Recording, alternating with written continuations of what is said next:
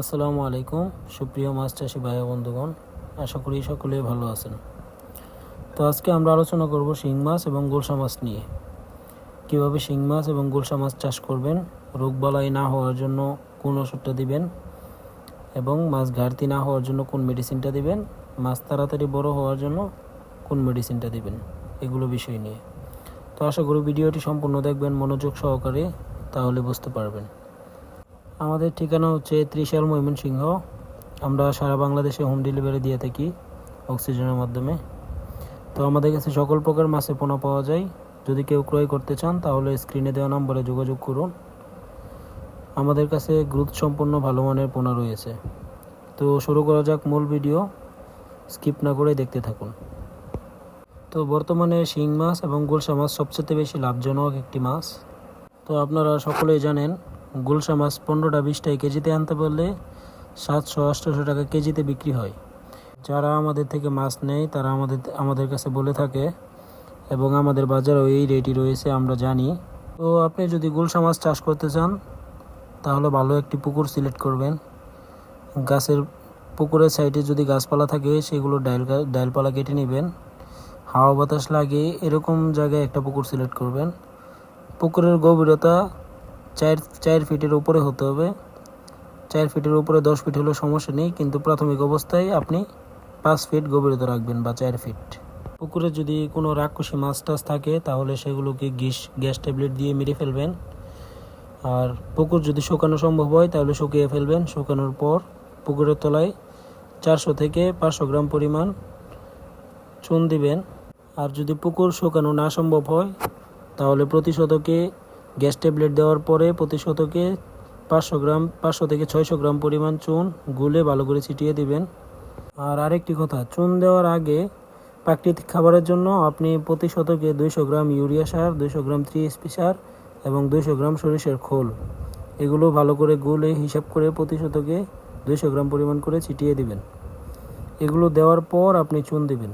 আর চুন দেওয়ার একদিন পরে 400 গ্রাম পরিমাণ লবণ ভালো করে ছিটিয়ে দিবেন। তারপরে আপনি মাছ ছাড়তে পারবেন। তো মাছ আপনি ছাড়তে গেলে প্রতি শতকে 2000 পিস মাছ ছাড়তে পারবেন। তার থেকে বেশিও ছাড়া দেয়, কিন্তু 2000 পিস ছাড়লে ভালো হয়। পর আপনি মাছকে খাবার দিবেন প্রতিদিন সকালে অথবা সন্ধ্যার পরে। 2 বেলা খাবার দিবেন। দিনের বেলা খাবারটা না দিলে ভালো হয়, প্রতিদিন সকাল ভোরে বা সন্ধ্যার পরে খাবারটা দিলে আর কি মাছ খায় বেশি। তো প্রাথমিক অবস্থায় পাউডার নার্সারি দিতে হয়, যে কোনো কোম্পানির কিনেন তাতে কোনো অসুবিধা নেই। পাউডার নার্সারি 8-10 দিন চালানোর পর 0.3 এবং 0.5 ml নার্সারি আছে, এগুলো দিতে পারবেন। তো মাছ যতদিন বড় হবে ততদিন মানে খাবারের সংখ্যাও আস্তে আস্তে বেড়ে আসবে। তো খাবারটা ভালো ব্র্যান্ডের কিনবেন, প্রোটিন যেন সর্বনিম্ন 30% থাকে এটা দেখে কিনবেন। তো মাছ ছাড়ার প্রতি 10 থেকে 15 দিন পর পর টিমসেন মেডিসিন দিবেন। প্রতি 33 শতকে বিভাগে 25 গ্রাম পরিমাণ দিবেন। তবে 15 দিন পর পর দিয়ে যাবেন। আর পুকুরে যদি অতিরিক্ত গ্যাস থাকে তাহলে গ্যাসের ডোজ করতে হবে। সেটা কিভাবে করবেন বলে দিচ্ছি। প্রতি শতকে 150 গ্রাম করে জিওলেটের সাথে বায়োকোয়া 100 ml 33 শতক হিসাব করে গ্যাসের ডোজটা করবেন। আর গ্যাসের ডোজটা প্রতি 15 থেকে 17 দিন পর পর করবেন। আর খাবারের সাথে প্রতি কেজি খাবারের সাথে 1 গ্রাম করে ভিটামিন সি আর 1 গ্রাম করে ফিনজেন, এগুলো সকালে দিবেন। আর বিকালে যে খাবারটা দিবেন ওটার সাথে প্রতি 1 কেজিতে 1 গ্রাম করে মাল্টিভিটামিন আর 1 গ্রাম করে এনজাইম, এগুলো আপনি দিয়ে যাবেন। তো আপনার যে মাছটা 7 মাস লাগে বাজারজাত করতে, এগুলো দেওয়ার কারণে আপনার এই মাছটা 5 মাসে বাজারজাত করতে পারবেন। 5 মাসে 7 মাস লাগে যে মাছটা যে সাইজ হতে, আপনার 5 মাসে ওই সাইজ হয়ে যাবে ওই মাছটা। তো আমাদের কাছ থেকে যারা মাছ নেয় তাদেরকে আমরা সব সময় পরামর্শ দিয়ে থাকি কোন সময় কোনটা করলে ভালো হবে। তো চাইলে আপনারা আমাদের কাছ থেকে মাছ নিতে পারেন। আমাদের কাছে ভালো গ্রোথ সম্পন্ন মাছের পোনা রয়েছে।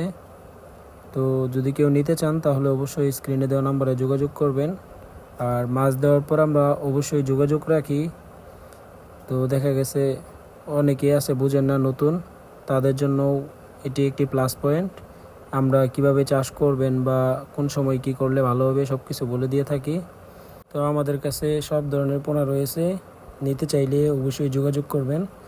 তো দেখা হচ্ছে নতুন আরও একটি ভিডিওর মাধ্যমে। ততক্ষণ সবাই সুস্থ থাকবেন, ভালো থাকবেন। আল্লাহ হাফেজ।